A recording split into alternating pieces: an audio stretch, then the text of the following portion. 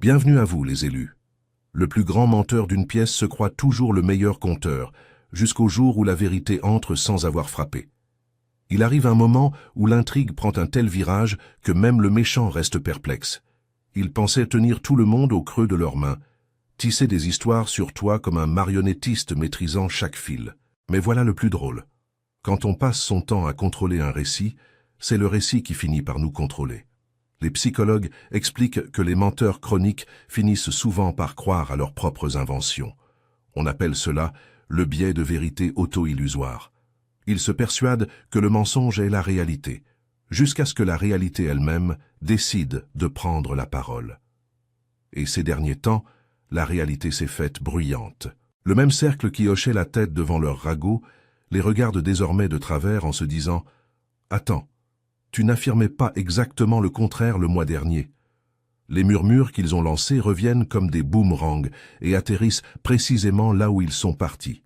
Ce n'est pas le karma qui vient les chercher, c'est la vérité qui encaisse ces créances. Tu es resté silencieux, tu as continué d'avancer, tu as laissé le temps faire le travail le plus lourd. Et aujourd'hui, ce temps est devenu ton meilleur témoin. Ceux qui croyaient au mensonge commencent à comprendre qui était le véritable serpent dans le jardin. Alors, accroche-toi, car ce soir nous ne parlons pas seulement de trahison. Nous parlons de révélation, de renversement et de la justice poétique qu'il y a à regarder un menteur se défaire en haute définition. Numéro 1. Leur mensonge était un spectacle, mais le public s'est mis à observer le mauvais acteur. Ils se croyaient à l'affiche d'une performance digne d'un prix, fabriquant des mensonges sur toi comme s'ils écrivaient le scénario d'un grand film. Ils ont répété leurs répliques, peaufiné leurs expressions et livré leur récit avec un aplomb parfait. Mais voici le retournement. Le public s'est mis à regarder le mauvais interprète. Ceux qu'ils avaient convaincus les observent désormais eux, et non plus toi. Et quelque chose dans leur comportement ne colle plus du tout. Leurs prestations étaient trop léchées, trop répétées, trop calculées sur le plan émotionnel. Quand quelqu'un est le héros de chaque histoire et que tous les autres sont des méchants, même l'auditeur le plus naïf finit par se méfier. Au début, ils ont berné tout le monde, car le drame attire l'attention bien plus vite que la vérité. Les gens adorent un scandale, surtout servi avec des larmes, de la colère et une pause dramatique destinée à susciter la pitié. Ils ont utilisé l'émotion comme une arme pour manipuler l'assemblée. Mais l'émotion s'estompe, tandis que les schémas demeurent. Et c'est justement leur schéma qui les a trahis. Chaque nouvelle histoire contredisait la précédente. Chaque version des faits était un peu plus gonflée. Les gens ont fini par relier les points et se rendre compte que le seul dénominateur commun de tout ce chaos, c'était eux. Les mensonges sont comme du maquillage de scène. Sous certains éclairages, ils paraissent impeccables, mais quand la lumière du jour arrive, chaque couche se voit. Leur propre entourage a remarqué qu'ils présentaient un nouvel ennemi chaque semaine, qu'ils semblaient s'épanouir dans le statut de personnes lésées, que chaque conversation revenait à se peindre en victime éternelle. C'est là que l'illusion s'est fissurée. Quelqu'un a chuchoté à un autre « Il y a quelque chose qui cloche ici ». Et soudain, les applaudissements se sont mués en silence gêné. La vérité n'a même pas eu besoin de se défendre. Elle a simplement attendu. Et quand le rideau est tombé, le public a enfin vu ce qui se cachait derrière le numéro. De l'insécurité, de l'envie et de la culpabilité déguisées en art du récit. Le plus cocasse, c'est qu'ils croyaient détruire ton image, alors qu'ils n'ont fait que bâtir une scène sur laquelle leur propre masque allait finir par glisser. Aujourd'hui, ceux qui buvaient chacune de leurs paroles rejouent ces conversations dans leur tête et comprennent qu'ils ont été manipulés. La mise en scène censée te salir a dévoilé le comédien le plus malhonnête de toute la troupe, et leur pièce ferme plus tôt que prévu, faute de crédibilité. Numéro 2. Ils n'ont jamais prévu la durée de vie de leur mensonge, seulement la réaction. Leur mensonge n'a jamais été conçu pour durer. Ils voulaient une réaction immédiate, et c'est exactement ce qui l'a fait s'effondrer si vite. Leur but n'était pas la vérité, mais l'attention. Ils voulaient remuer les émotions, récolter de la compassion et regarder les gens se ranger derrière eux. Ils ont menti comme on jette des paillettes en l'air en espérant que l'éclat distrairait assez longtemps. Mais les paillettes finissent toujours par retomber, et c'est là qu'on voit le désordre. Les mensonges vieillissent mal. Plus ils traînent, plus ils sentent la pourriture dont ils sont nés. Quand ils ont raconté leur histoire la première fois, elle était calibrée pour choquer. Ils voulaient des exclamations, de l'indignation et une validation instantanée. Mais ils n'ont pas pensé au jour où les gens compareraient à leurs souvenirs, poseraient des questions et se rappelleraient les détails. C'est le défaut de la tromperie impulsive. Elle ne prépare pas le lendemain. Un mensonge peut briller sur l'instant, mais la vérité survit à toute la ligne du temps. Et à mesure que le temps s'étirait, les détails qu'ils avaient exagérés se sont retournés contre eux. Soudain, les faits qu'ils avaient oubliés avoir tordus sont revenus sous forme de preuves. Leur propre cercle a commencé à relever les incohérences. Une version ne correspondait pas à la suivante. Un ami avait entendu une chose qui ne cadrait pas avec ce qu'on avait raconté à un autre. Lentement, la confusion a remplacé la croyance. Et la confusion est dangereuse pour un menteur, car dès que les gens doutent d'un élément de ton histoire, ils remettent tout le reste en question. C'est à ce moment que leur influence a commencé à leur filer entre les doigts. Le pouvoir qu'ils détenaient, cette emprise sur les émotions des autres, s'est relâché parce que le récit avait trop de trous pour rester à flot. Ils n'avaient pas compris que la vérité ne demande aucun entretien. La vérité est constante. Elle sonne pareil à chaque fois qu'on la raconte. Les mensonges, eux, exigent de la mémoire, de l'énergie et de la coordination. Et comme ils avaient bâti leur réputation sur du faux, ils étaient forcés de réécrire l'histoire en permanence pour qu'elle tienne debout. C'est devenu épuisant de se rappeler qui avait entendu quoi. Le spectacle s'est écroulé, non pas parce que quelqu'un les a démasqués frontalement, mais parce que leur propre épuisement l'a fait. Personne ne peut soutenir une fausse identité indéfiniment. Leur chute n'a pas été spectaculaire, elle a été silencieuse. Ce silence particulier qui s'installe quand les gens cessent de croire, cessent de demander et s'éloignent tout simplement. Et ce silence était la preuve que la vérité avait déjà gagné. Numéro 3. Leur entourage ne s'est pas retourné contre eux par loyauté envers toi, mais par loyauté envers la vérité. Ceux qui exposent aujourd'hui le menteur ne sont pas soudainement devenus tes alliés. Ils en avaient simplement assez de faire semblant de ne rien voir. La loyauté envers la vérité est plus profonde que la loyauté envers les personnes. Et quand ils ont réalisé qu'ils participaient à quelque chose de sale, leur conscience s'est mise à les démanger. Ils ne te défendaient pas par affection. Ils se protégeaient d'être associés à quelqu'un qui s'en était pris à une âme innocente. La culpabilité a le don de fissurer les alliances bâties sur le mensonge. Même ceux qui approuvaient d'un signe de tête et chuchotaient avec les commères ont fini par sentir ce poids sur leur esprit. Ils ont vu à quel point il était tordu de détruire le nom de quelqu'un juste pour se sentir puissant. Au début, personne ne remettait rien en cause, car un mensonge dit avec assurance sonne convaincant. Le menteur parlait avec émotion, avec conviction, peut-être même avec des larmes. Et l'émotion hypnotise plus vite que les faits. Mais la vérité ne reste pas enterrée éternellement. Avec le temps, ils ont noté de petits détails qui ne s'alignaient pas. Une phrase mal placée, une contradiction, une réaction qui n'avait aucun sens. C'est là qu'ils ont rejoué les conversations dans leur tête et compris que la vérité était devant eux depuis le début. Ceux qui acclamèrent le menteur ont enfin aperçu la manipulation derrière le numéro. Ils ont compris qu'ils n'étaient pas des témoins, mais des complices. Et c'est là que la honte est arrivée. Personne ne veut rester dans les mémoires comme celui qui a aidé à détruire un innocent. Alors, un par un, ceux-là même qui avaient propagé la rumeur ont fait marche arrière, ont pris leur distance et ont confié aux autres. Je crois qu'on s'est trompé. C'est ainsi que commence la révélation. Pas par une annonce tonitruante, mais par de discrets aveux murmurés dans les coins. Aujourd'hui, le menteur est entouré de silence. Son cercle s'est transformé en jury, chacun réalisant qu'il a été induit en erreur.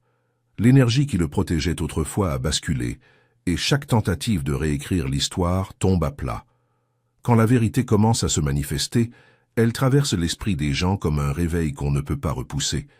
On ne peut pas argumenter contre elle. On se réveille, c'est tout. Voilà ce qui se passe en ce moment. Le même cercle qui répandait leurs mensonges répand désormais la vérité. Pas pour toi, mais parce qu'ils se sont enfin souvenus de ce que l'on ressent en se tenant du côté du juste. Numéro 4. Ils croyaient détruire ta réputation, alors qu'ils documentaient leur propre caractère.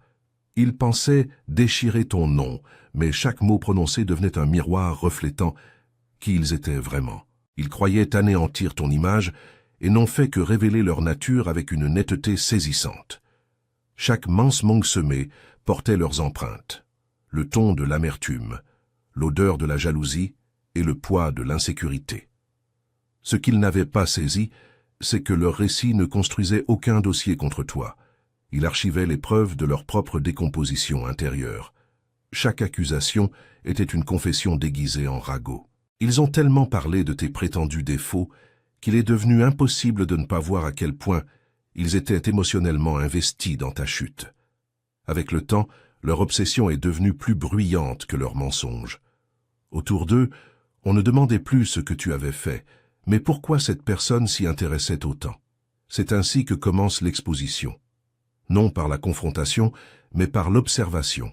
Quand quelqu'un parle sans cesse d'un autre avec du venin dans la voix, cela cesse de ressembler à de la vérité et se met à ressembler à de l'obsession. Et lorsque l'obsession devient visible, la compassion disparaît.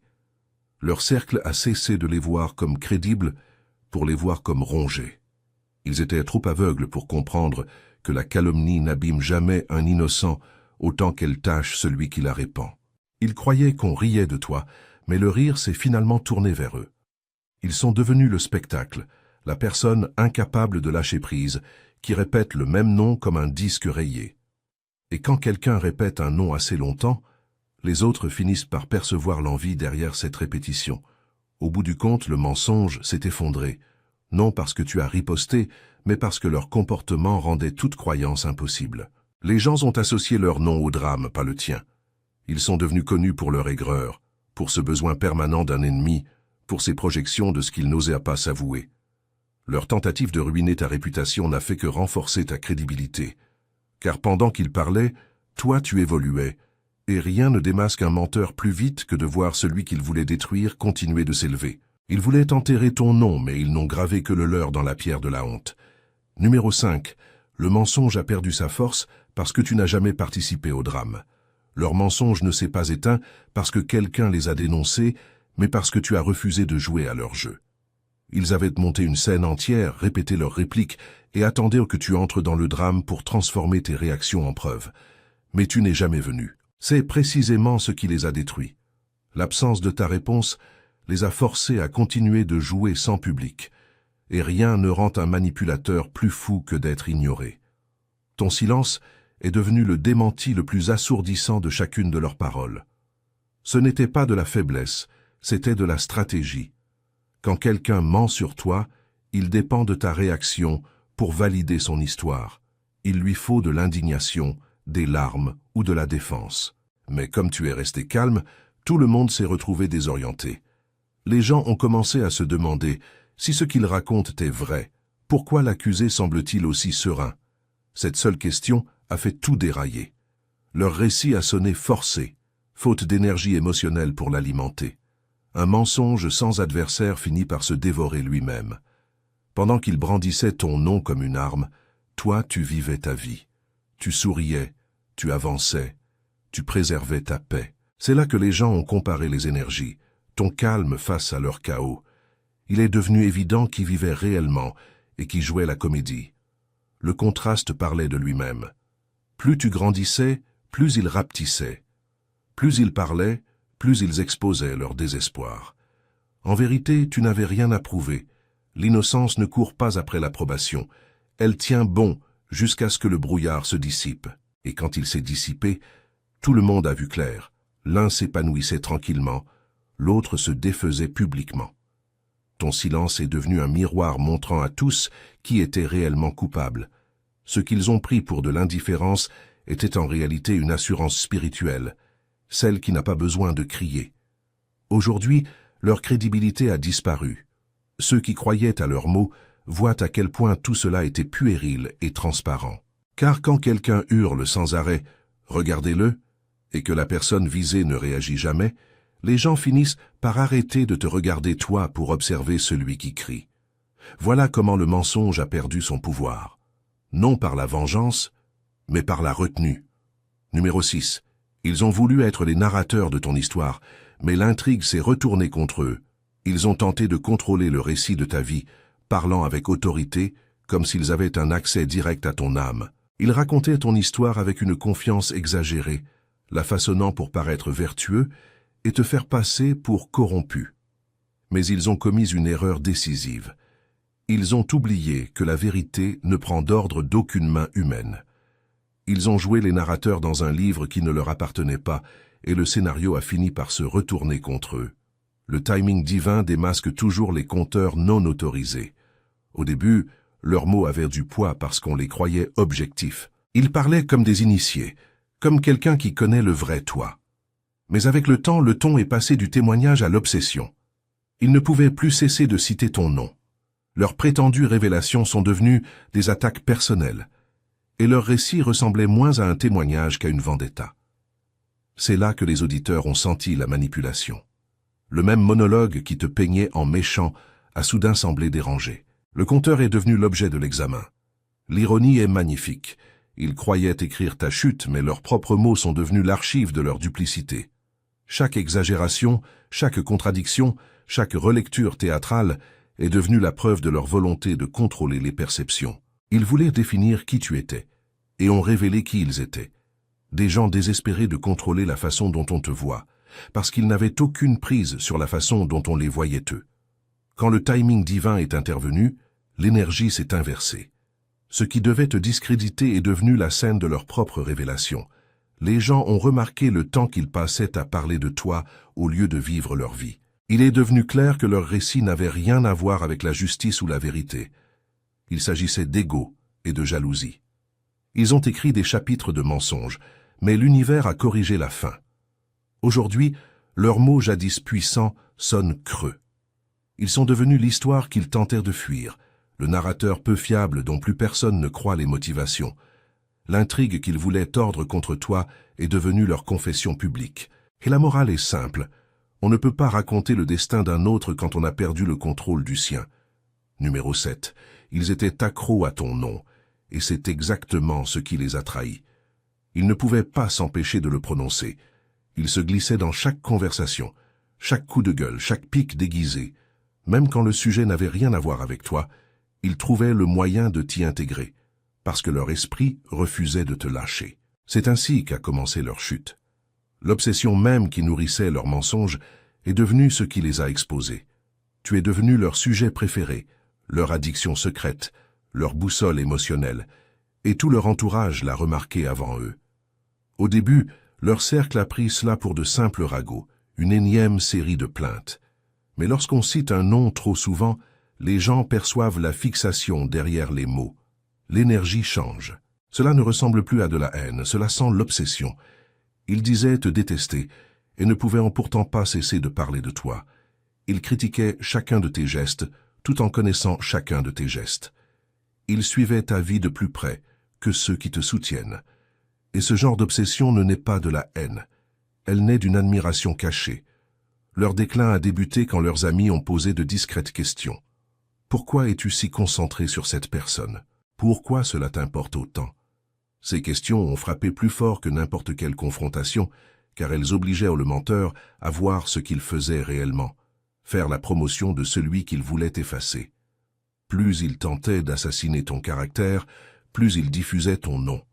Ils ont fait de toi un sujet de conversation, un mystère, une curiosité, et quand les gens ont enfin décidé de voir par eux-mêmes qui tu étais, la vérité a fracassé la fiction. C'est ironique, leur haine est devenue ta publicité. Chaque insulte est devenue une présentation. Chaque rumeur a donné à quelqu'un l'envie de découvrir qui tu étais vraiment. La même bouche qui voulait t'anéantir a amplifié ta présence. Ils t'ont mieux promu que tes propres soutiens n'auraient jamais pu le faire. Leur obsession t'a rendu inoubliable. Aujourd'hui, ils sont épuisés. Leur entourage en a assez d'entendre ton nom et se sent gêné d'avoir été si fixé. Ce qui a débuté comme un ragot s'est mué en révélation, non pas de tes défauts, mais de leur envie. Ils voulaient t'ensevelir sous les conversations. Ils n'ont fait que rendre ton nom plus retentissant. Et cet écho a fini par montrer qui était réellement hanté. Numéro 8. La loi spirituelle du renversement s'est activée. Chaque parole fausse est devenue une preuve contre eux. Dans le domaine spirituel, rien ne disparaît. Tout retourne à son expéditeur. C'est la loi du renversement. Quand ils ont lancé leurs mensonges dans l'air, ils croyaient que leurs mots s'évaporeraient une fois arrivés aux oreilles des autres. Mais l'énergie ne se dissout pas, elle circule. Chaque fausse accusation portée contre toi transportait une vibration, une signature spirituelle qui leur appartenait, à eux et non à toi. Et quand le cycle s'est refermé, cette même énergie est rentrée à la maison, multipliée. Ce qu'ils avaient envoyé comme poison est devenu leur propre dose de révélation. Ce n'était pas de la vengeance, c'était de l'arithmétique divine, l'univers équilibrant ses comptes. Chaque tromperie créait une dette spirituelle, et au moment où la vérité a fait surface, cette dette est arrivée à échéance. Ce qui est beau dans la justice divine, c'est qu'elle n'a besoin ni d'annonce ni de force.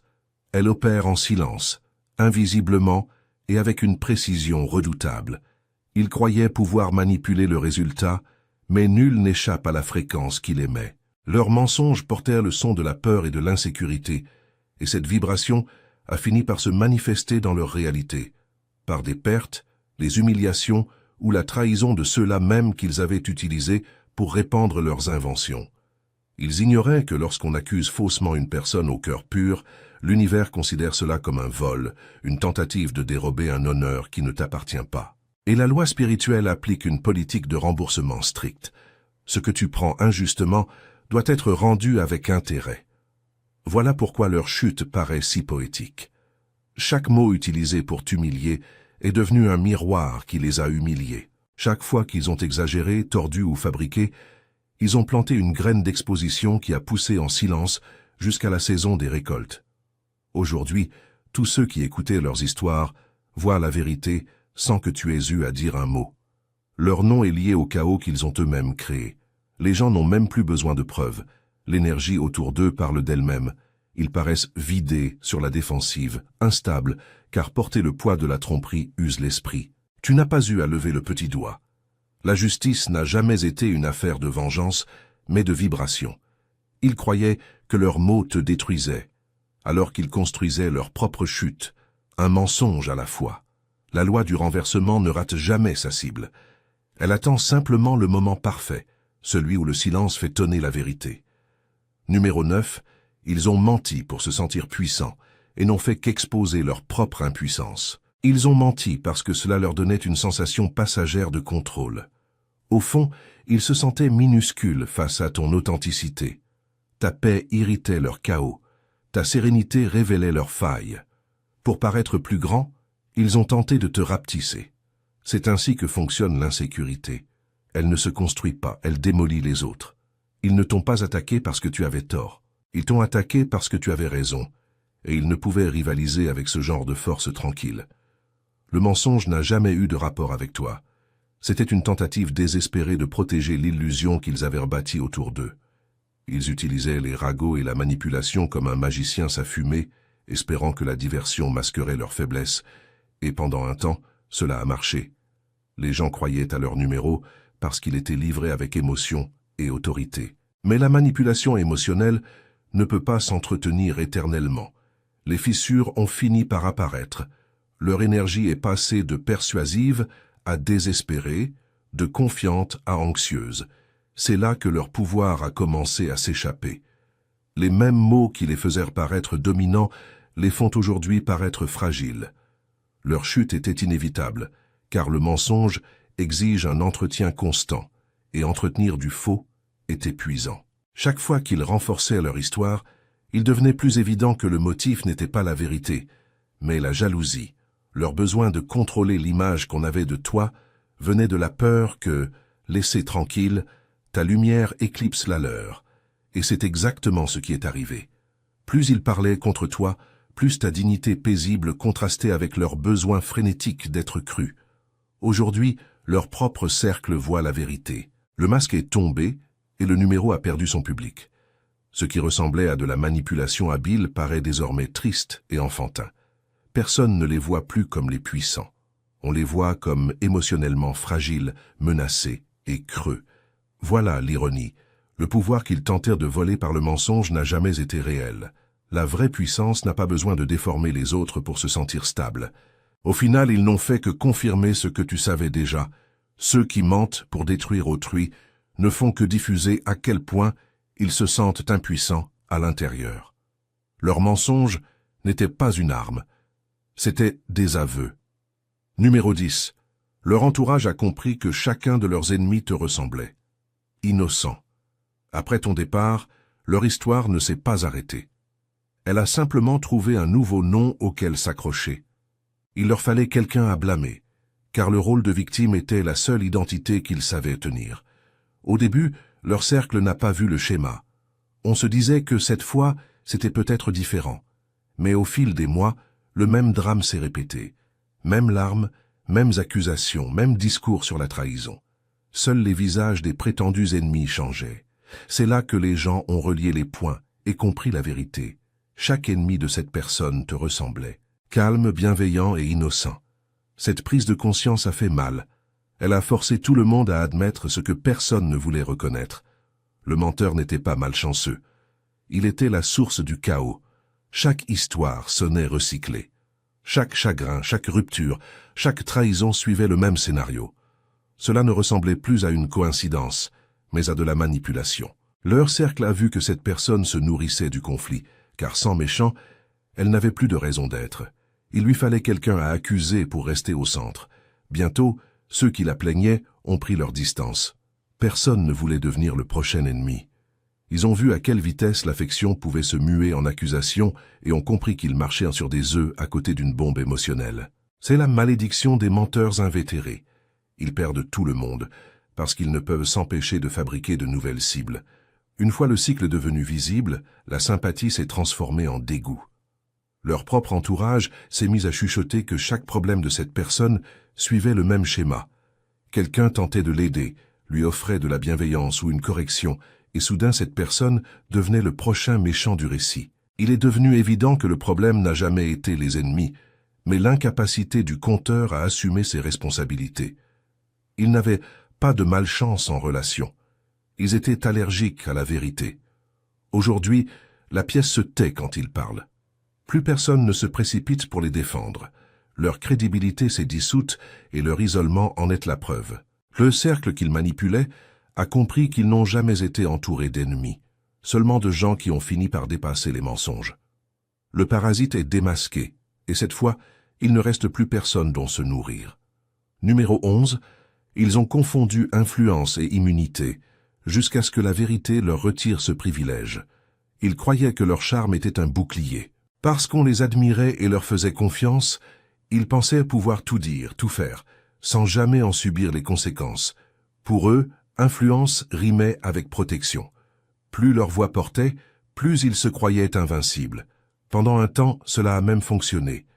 Ils manipulèrent la compassion, jouèrent les victimes et portèrent leur popularité comme une armure. Mais une influence bâtie sur la tromperie a toujours une date de péremption. Tôt ou tard, la vérité réclame son dû. Leur chute a commencé discrètement, sans humiliation publique au départ, juste de subtils changements d'énergie. On riait moins fort à leurs blagues, on répondait moins vite à leurs messages, on cessait de les défendre quand ils s'en prenaient à d'autres. La foule qui les applaudissait a commencé à les percer à jour, car aussi fort que résonnent les mensonges, ils ne peuvent rivaliser avec le calme de la vérité. Et dès que ce calme entre dans une pièce, le charisme perd sa magie. Leur influence n'a pas été détruite par des ennemis, elle a été démantelée par le temps. Quand les gens ont enfin regardé au-delà de la surface, ils ont vu à quel point cette assurance n'était que du théâtre. La vérité a révélé que leur pouvoir ne venait pas de l'authenticité, mais de l'illusion. On ne les aimait pas pour ce qu'ils étaient, on les tolérait pour ce qu'ils prétendaient être. Et une fois l'illusion brisée, il ne restait rien pour soutenir leur image. L'ironie, c'est qu'ils auraient pu bâtir quelque chose de réel s'ils avaient avancé avec intégrité. Mais ils ont pris une admiration temporaire pour une faveur divine. Ils ont pris la manipulation pour de la stratégie et la popularité pour une bénédiction. Or, l'univers ne fonctionne pas au charme, il fonctionne à la vérité. Et quand la vérité arrive, elle arrache tout privilège usurpé. Aujourd'hui, leurs paroles ne pèsent plus pareil.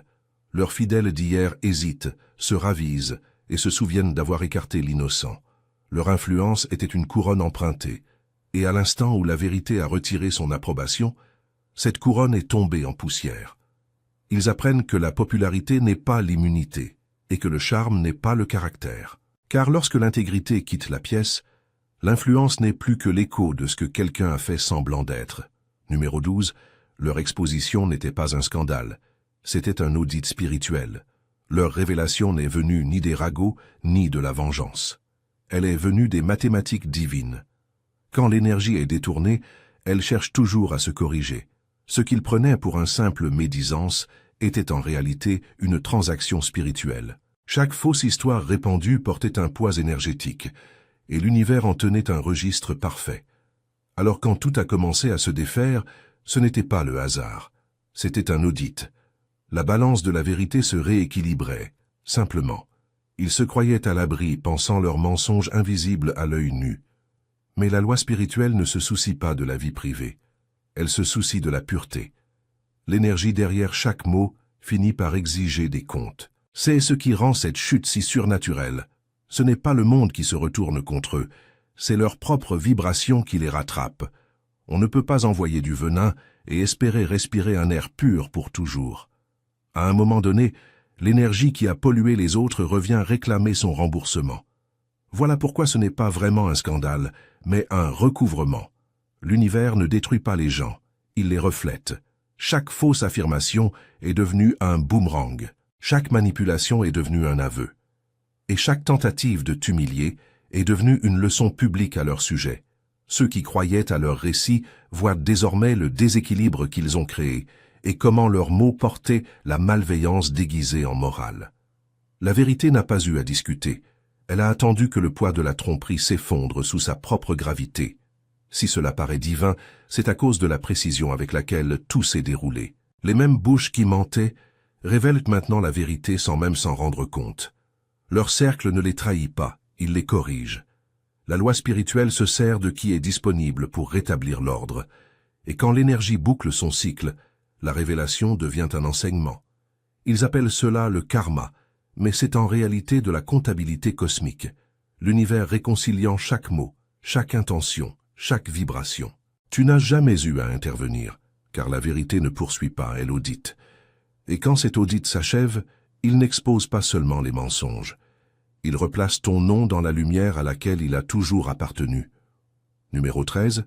L'univers a fait de leur propre cercle le miroir qu'ils refusaient d'affronter. Ils ont refusé de recevoir la vérité de ta bouche parce que leur orgueil parlait plus fort que leur conscience. Aussi évidente soit-elle, ils la bloquaient en pensant tout savoir mieux.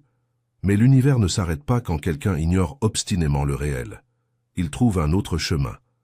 Et ce chemin est passé par leur propre entourage, devenu le miroir qu'ils ne pouvaient soutenir. Des gens en qui ils avaient confiance, sur qui ils s'appuyaient et qu'ils croyaient de leur côté, ont commencé à remarquer des schémas, des incohérences et des comportements qui ne collaient pas. Et lentement, ces mêmes personnes se sont mises à parler, non pas avec toi mais entre elles. L'ironie est tranchante. Le menteur a bâti autour de lui un réseau de soutien en pensant qu'il le protégerait. Ce réseau est devenu l'instrument de son exposition. Rien ne blesse plus que de comprendre que ceux qu'on a manipulés pour qu'ils croient à nos mensonges sont désormais ceux qui observent, questionnent et révèlent discrètement la vérité. Chaque conversation avec des alliés comportait un risque de dévoilement, car la vérité circule par l'observation et l'intuition. Les confidents qui amplifiaient jadis leurs récits ont fini par voir à travers la performance, et les mensonges autrefois invisibles sont devenus criants. Ils n'ont pas perdu des amis, ils ont perdu des complices. Les gens ont cessé de participer au récit, cessé de nourrir le cycle et ont pris du recul pour observer. La loyauté de leur cercle est passée du soutien à la tromperie à la recherche de clarté, de justice et d'honnêteté. Et le menteur qui se croyait intouchable s'est retrouvé isolé dans l'écho de sa propre obsession. Chaque mot sur lequel il comptait pour protéger leur image est devenu inutile, parce que ceux qui les validaient ne validaient plus rien d'autre que la vérité. C'est la puissance du reflet. L'univers n'a pas besoin d'affronter directement celui qui refuse la correction. Il place simplement un miroir devant lui et le laisse se voir à travers les yeux de ceux en qui il a confiance. L'humiliation, la révélation, l'effondrement ne viennent pas de la vengeance. Ils viennent de la reconnaissance silencieuse que leur propre réseau incarne désormais la vérité qu'ils refusaient d'admettre. L'orgueil s'est retourné contre eux, et le miroir a renvoyé leur tromperie en pleine clarté. Numéro 14. tu es devenu la preuve que l'innocence n'a pas besoin de défense, seulement d'endurance. Ta victoire n'est pas venue d'une riposte ni d'une justification devant qui que ce soit. Elle est venue de l'endurance, du fait d'être resté stable pendant que la tempête faisait rage autour de toi. Les mensonges sont fragiles. Ils ont besoin d'attention constante, de révision et d'énergie pour survivre. La vérité, elle, se suffit à elle-même. Tu n'as pas eu à crier ni à te défendre, car plus tu restais inébranlable, plus les mensonges s'affaiblissaient. Les gens ont remarqué l'écart entre le chaos qu'on leur servait et l'intégrité paisible que tu maintenais. Le temps est devenu ton allié. Chaque jour qui passait retirait de la force aux récits inventés. Chaque tentative de manipuler les perceptions, chaque rumeur perdait du terrain parce que tu refusais d'entrer dans le drame. Plus il parlait, plus il devenait évident qui était solide et qui était instable. Tu ne prouvais pas ton innocence, tu l'incarnais, laissant tes actes et ta présence parler plus fort que n'importe quel argument. Ton endurance a révélé dans leurs histoires des fissures qu'aucun plaidoyer n'aurait su exposer. Peu à peu, même ceux qui avaient cru à leurs mensonges ont réévalué la situation. Ceux qui doutèrent de toi et répétèrent les accusations sans réfléchir ont vu la vérité dans ta constance. Ils ont constaté que rien de ce que tu faisais ne correspondait au récit qu'on t'avait imposé. Ton calme est devenu un témoignage, ta patience est devenue une arme. L'énergie même qu'ils voulaient tout contrôler, manipuler ou effacer est devenue la preuve de ton intégrité. Et l'ironie est profonde. Ces bouches qui parlaient contre toi avec tant de certitude sur tes prétendus défauts admettent maintenant ce qu'elles auraient dû voir depuis le début. Elles avouent ouvertement ou à voix basse que tu étais la lumière qu'elles voulaient éteindre, l'innocence qu'elles voulaient salir et la force qu'elles n'ont pas pu briser. Tu n'as pas seulement survécu. Tu es devenu la preuve vivante que l'innocence alliée à l'endurance n'a besoin d'aucune validation extérieure. Elle a seulement besoin de temps, de patience et d'une intégrité inébranlable. À la fin, leurs mensonges s'effondrent sous leur propre poids, tandis que ta vérité reste intacte. Tu as prouvé que la véritable puissance ne crie pas et ne se bat pas. Elle attend, elle persiste et elle endure jusqu'à ce que le monde finisse par rattraper son retard. Et quand il le fait, ceux-là même qui voulaient te faire tomber deviennent les témoins de leur propre erreur. Tout ce que nous avons exploré aujourd'hui dessine une image limpide. La vérité trouve toujours son chemin, peu importe la profondeur à laquelle on tente de l'enterrer sous les mensonges, la manipulation ou l'obsession. Tu as vu comment des mensonges destinés à détruire ta réputation sont devenus la preuve même de ta force, de ton intégrité et de ton endurance. Chaque parole fausse, chaque rumeur, chaque tentative de contrôler les perceptions ne t'a pas affaibli.